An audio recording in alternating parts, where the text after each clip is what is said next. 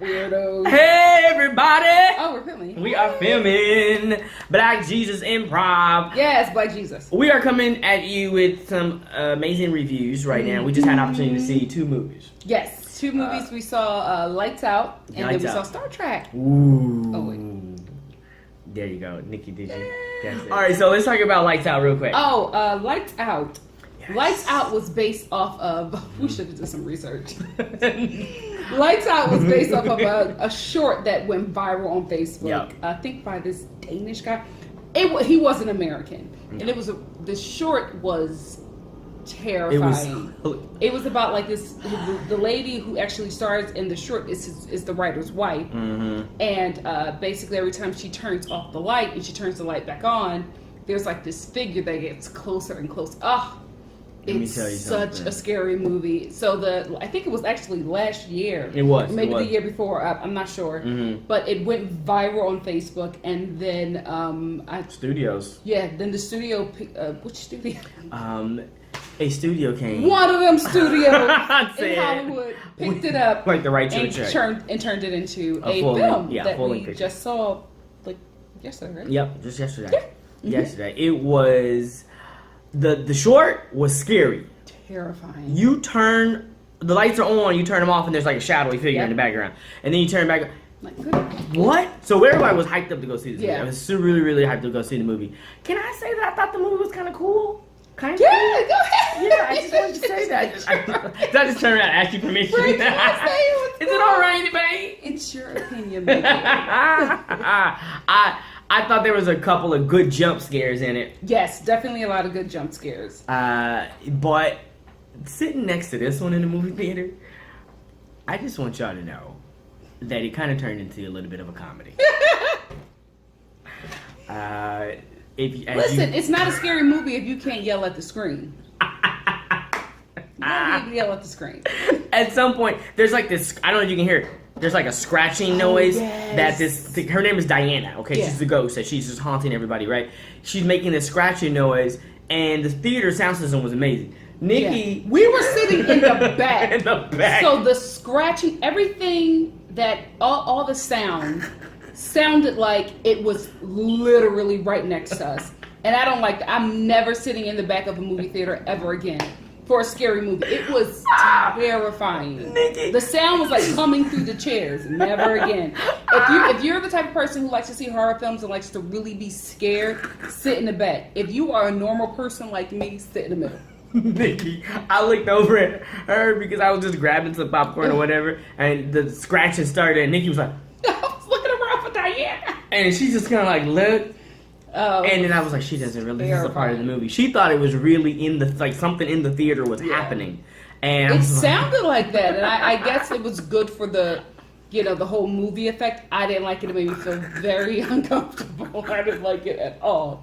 But anyway, we didn't tell them what this movie is about. This movie, it's based off the short that we told you about earlier, and the synopsis, I guess, is that a woman she had mental issues, and she went to this mental hospital, and she met this girl who was very obsessed with her, and the girl had like this type of psychic power, and she was able to get into her head, and she was able to get into her head so much that she kind of joined in with her, and the girl's name is Diana. They were friends since they were really, really young, and Diana was killed in the mental institution that the woman was in. As the woman, Diana died at the mental institution, they did like some type of they were doing experiments on her. Her skin was sensitive to the light, and they did some type of light experiment and it killed basically fried her to death.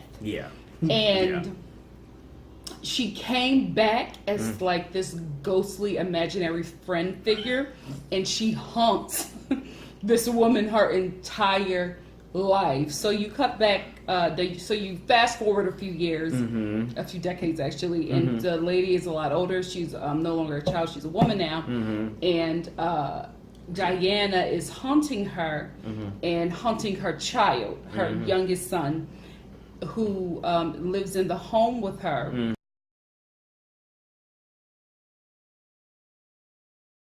And Diana has now killed the husband. Yes. Got rid of not got rid of the oldest daughter, but the oldest daughter She used to hunt her as She well. used to hunt her. She left the house. When she got old out of enough, the house. She left. She got out of the house. Her father died. Come to find out, Diana killed the father. It was just. And then the current husband, okay, of the second child that we mentioned earlier, the young boy, he got killed early on. Because he was researching about Diana. He was trying to find out why his wife was so obsessed with Diana. So he was doing research, and Diana was like, you're not going to find out about me. So she killed him too. Nikki says the best thing in the movie. She's like, is this about abusive relationship? That's what it is. Long story short, Diana is about in a lesbian relationship with one living woman and a dead woman, and Diana is the butch aggressor. So she is the one who who beats up on the living woman with the mental issues. And I'm not joking. She literally beats her.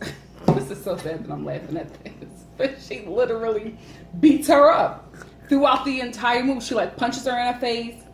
She slapped the medicine out of her hand. Slaps the medicine out of her hand. She told the boy to because when she takes the medicine, she's the mother is depressed, I guess, or whatever. Right. So this medicine that she takes keeps her sane. Diana doesn't want to keep her sane because keeping her insane keeps Diana alive. Right. So she slaps the medicine out the head. She punches her in the face. I think she throws her kids down the steps. Diana is just abusive. Diana's off the chain.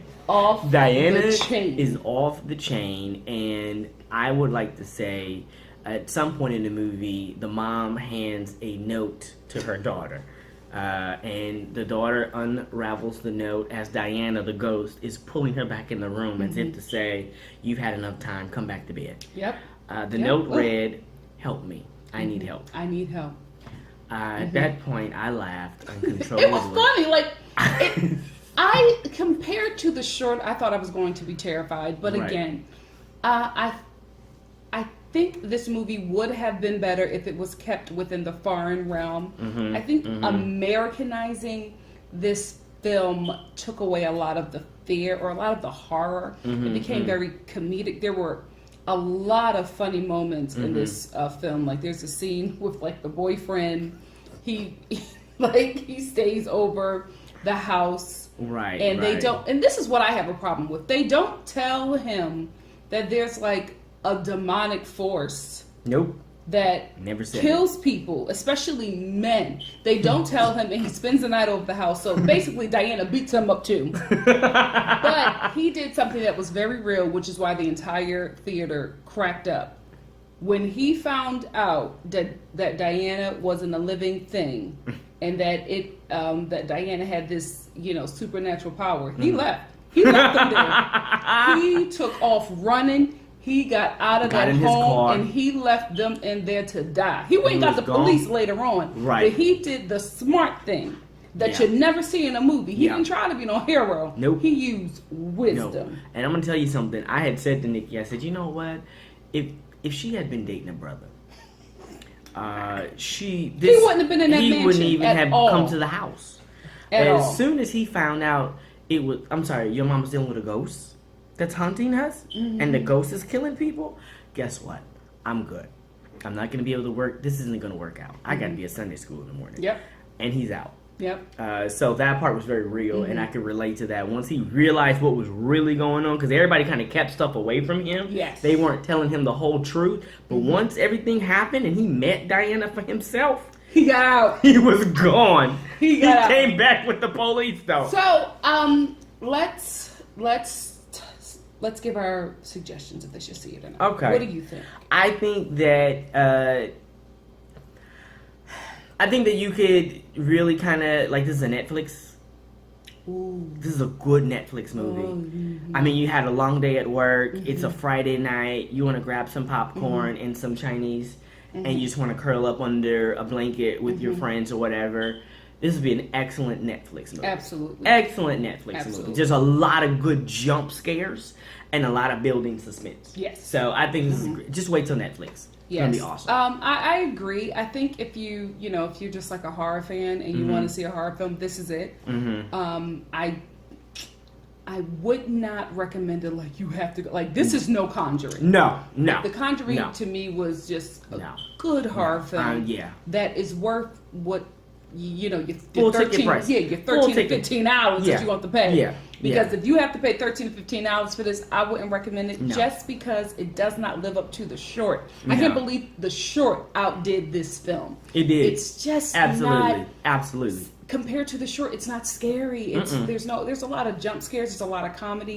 It's fun. It more reminds me of those Wayne Brothers spoofs like the scary movies they did. It more or less reminds me of that with a few little horror moments. But it was it's okay. It's not great, and I honestly believe that I probably would like it more had I not known about the short.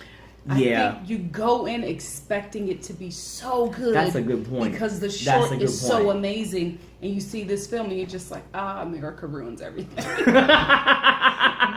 Man, we just need to leave foreign horror alone because we mess it up every time. Every time. And this had so much potential. Yeah, that short was amazing. What I would hope is that there's an actual Lights Out, like a foreign version of Lights Out made, and we were able to see it by like illegal download or something. I'm just kidding. Don't do that. Don't do that. I hope that happens because it's that short. It has potential to be a really good feature horror film, and I hope they try again. But it seems like this might be a franchise thing. I don't know. There seemed to be like a setup for a sequel. There was definitely a setup for a sequel.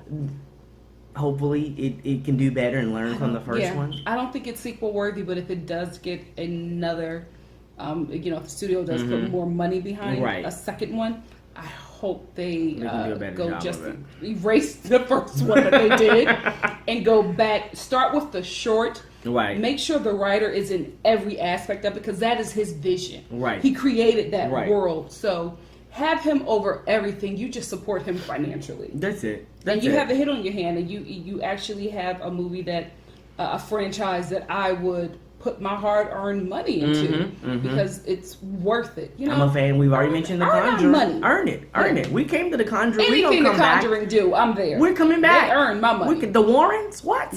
I would watch The Warrens in a haunted Burger King, and I'm gonna be there. Well, maybe not. What? Maybe not. No. Haunted Burger King? No. Where did that even come from? Because of the fact that the Warrens themselves are so amazing, I figured that if something warrants their attention, then it must be really haunted. Haunted Burger King. You're hungry. Are you hungry? Yeah, that's what it is. All right, y'all. I'm hungry. I'll see you guys later. Bye. Bye.